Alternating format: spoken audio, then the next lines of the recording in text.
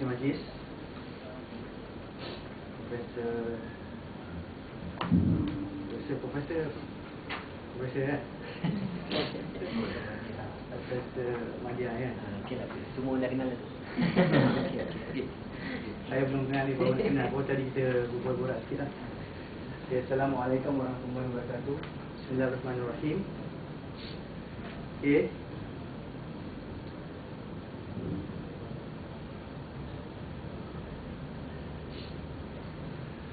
Okay, pertama sekali saya ni slide dalam bahasa Inggeris ya. Sebab saya senang lah lepas ni nak present English okay? Tapi kalau boleh saya boleh tak saya present English? Alright, okay. Tanya boleh dalam bahasa Malaysia. Tanya boleh dalam bahasa Malaysia. Okay, alright. Okay, my topic today is very simple. It's actually a simple research, and it's actually it's still in progress. Okay, in progress, not yet finished. Okay, the topic is an exploratory analysis of the value of commodities according to Islamic economic perspective. Okay, and my co-partner, Salib is Rahana Abdul Rahman, be one of your students from UM. Right, so the presentation outline will be, okay, I have segregated it into 5 areas here. First, introduction, and then this is the ground, this is methodology, result and findings, and then conclusion. Right. Before that, I think is it wonderful if you can give a little bit explanation. What is the meaning of what term is that? Yeah. Yeah, this is what I'm going to introduce, introduction. Okay, that's actually a good question. Right, okay. The research problem. Okay, firstly, ribawi item is actually a sunnah commodities or sunnah money. Okay? Ribawi item, sunnah money. It is actually a consider of 6 items, 6 commodities, which are gold, silver, wheat, barley, salt, and also dates. Kurma. So there are 6 commodities items which have been used as currency. Okay, before we are using gold and silver, and then we are using fiat money. Okay, so these are all the commodities which have been mentioned in the hadith. It's nothing related with riba. No, it's nothing related to riba. But changing this item or commodities, if you are changing it with delay of time and also with addition, then we will consider as riba. So that's why it's called ribawi item. Ribawi commodities. Alright, now the research problem here. Okay, actually it started from currency crisis. Okay, it started my research on this gold dinar, okay? And the ribawi item started from the currency crisis in 1997.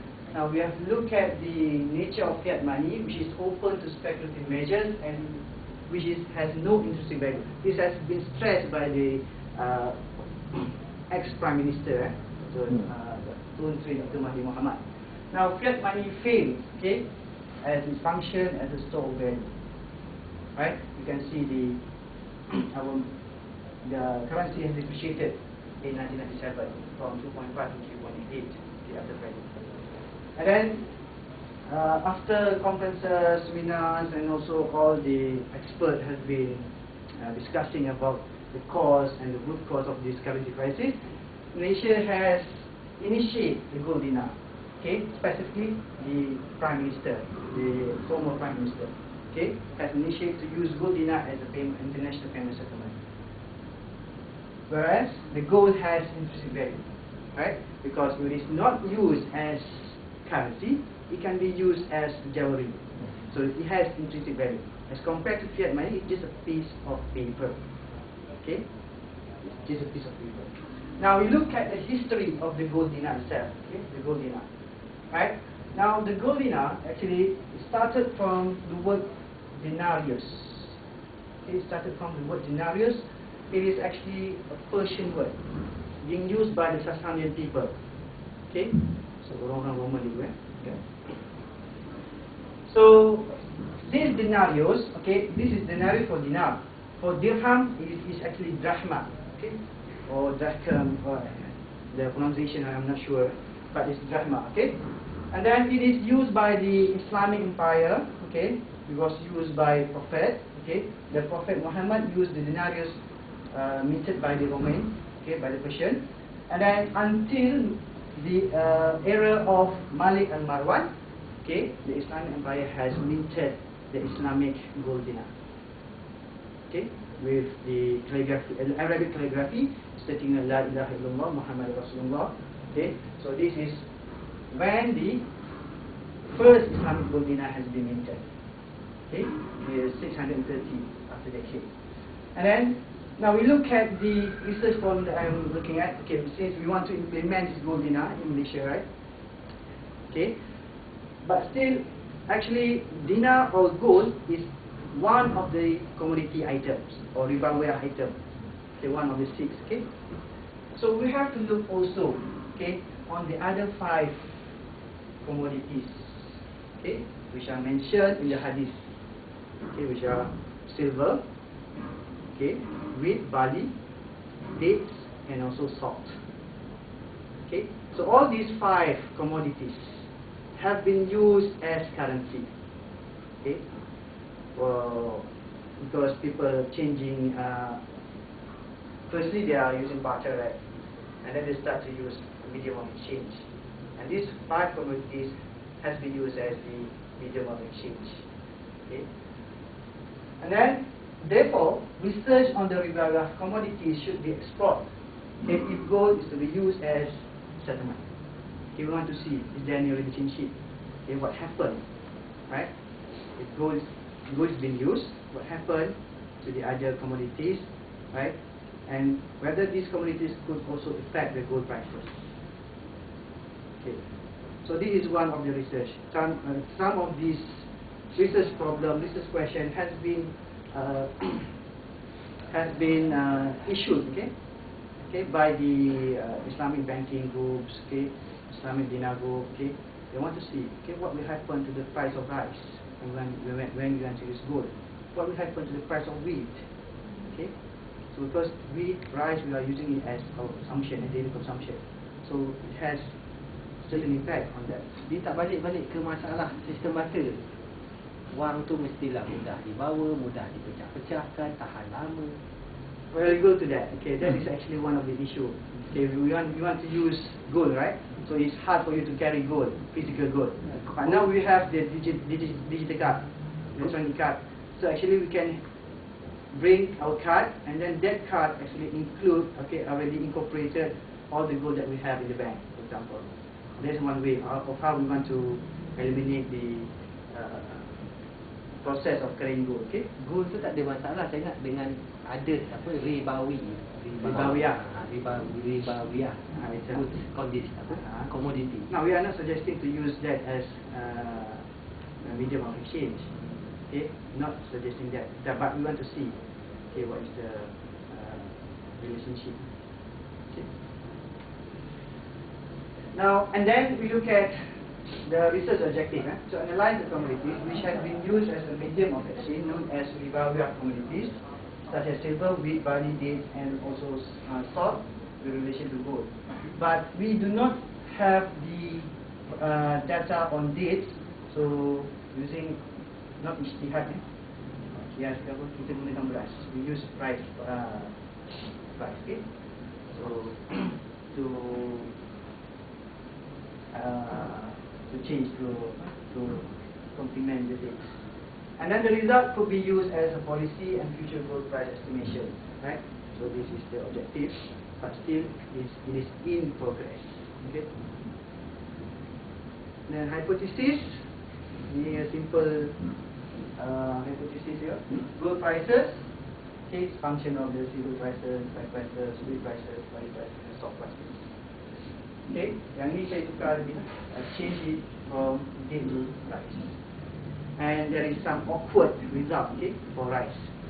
Okay, basically all other commodities has positive correlation, positive relationship, whereas rice have negative. So maybe because of the usage of rice into the inclusion of rice into the commodity item. Kenapa tak ada faktor supply of gold?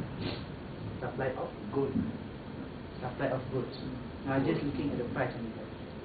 The price of gold depend on the supply. Demand, yes. of the gold. Demand. Yes, we are okay. The demand of gold, yes. Demand of gold depend on the demand for currency and also demand for jewelry. So I'm not looking at that. I'm just looking at the prices and then compare to all other prices.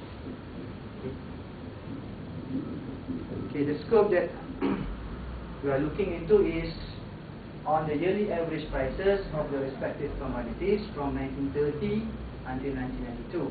It's about 63 years. Okay, data collected from various sources in USD. So, for example, gold and silver from kitco.com, and then for salt from US Mineral Department, and then for rice also from the US Mineral Department, and for wheat and barley from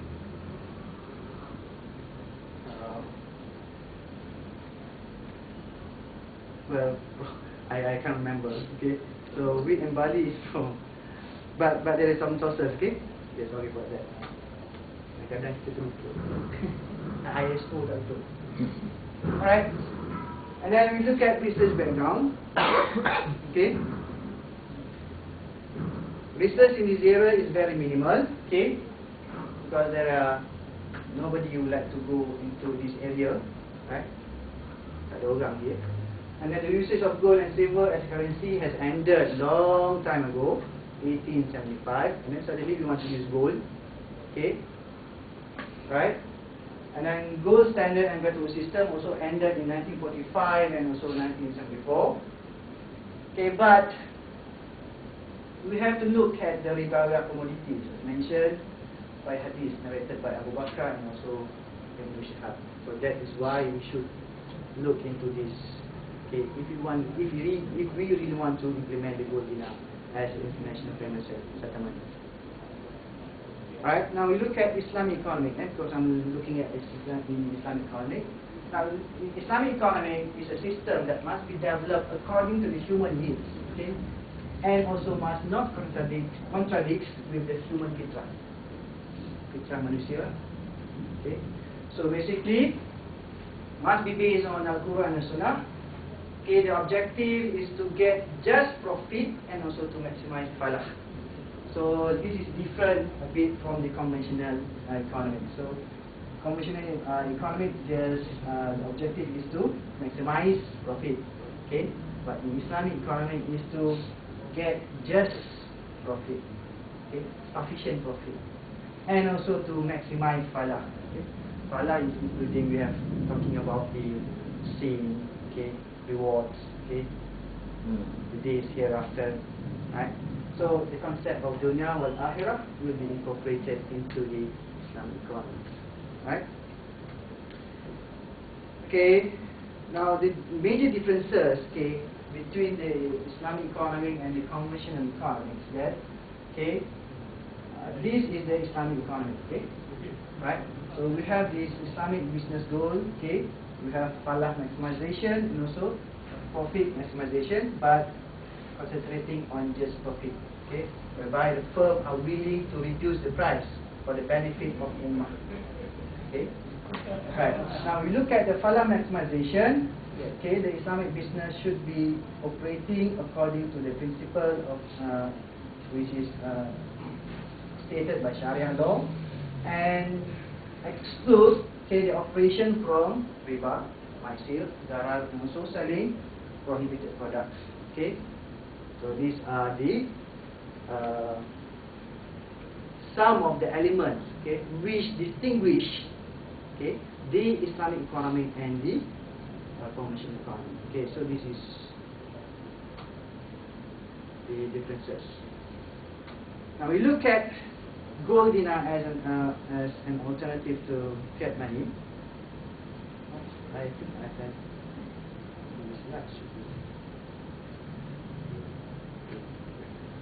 Gold dinar as an alternative to fiat money. Okay. Now there are actually three basic rules of money, which is a medium of exchange, as a storage of value, and as a unit of account. Now, gold in the fiat money, okay, the paper money, okay, our ringgit, our US dollar, the US dollar, failed in its role as a store of value and also as a unit of account. Okay, but I want to stress on the as a store of value here. Okay. Right, now this is the graph, okay, the chart, okay, of our currency from 1990 to 2003. You can see that our currency has depreciated, okay, because of manipulation, speculators, right? So this is one of the weaknesses, okay, of the fiat money. Okay, it is not, it cannot perform its function as a store of value. Okay. I'm sorry, this is the problem of the fiat money or the problem of the flexible currency action system? Which one is it? Failure of the fiat money. Fiat money. Fiat money. Not because of the Both. exchange. Both. But when we change it to the fixed exchange system, Still the problem, you have inflation rate, you have the interest rate, which will reduce, okay, your purchasing power. So basically, your value of money will decrease. Okay. So it's a problem of fiat money, and also the problem created by the banking system from credit creation and also money multiplier effect. Alright. Okay, so gold dinar is a solution. So they come up with this, right?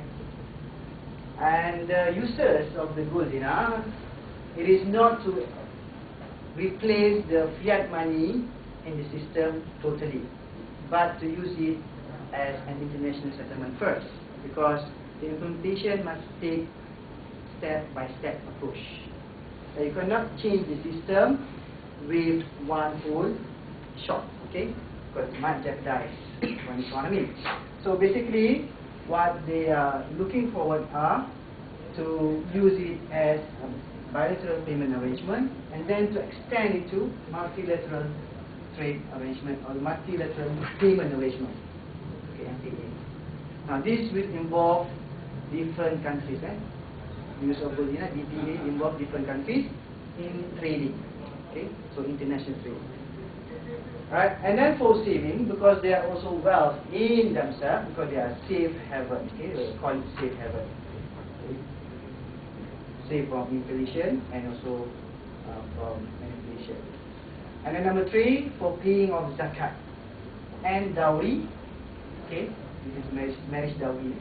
And you just imagine, you pay 22 ringgit and 50 cents for that dowry, and you cannot even buy KFC with that. Okay. Doing it setengah dia. But instead of that, if you can give dowry, 1 dinar, okay, so it's better than 22 ringgit and 50 cents. And I'm not sure whether start kedai apa dia punya mas kahwin. dia ikut saiz benang. Saiz benang. Alright.